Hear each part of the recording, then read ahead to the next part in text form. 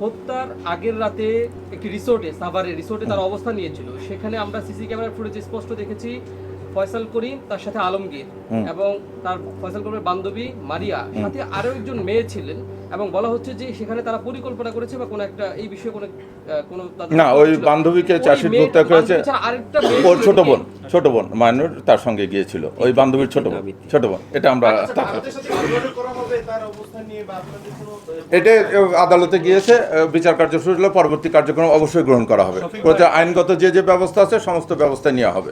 আপনারা বলেছিলেন মেঘালয় দুজনকে অ্যারেস্ট করেছে, পশ্চিমবঙ্গ পুলিশ অ্যারেস্ট করেছে, এই যে বক্তব্যগুলো সবই সত্য। ওরা কি অস্বীকার করতেছে? ওরা বিভিন্ন মাধ্যমে অস্বীকার করেছে।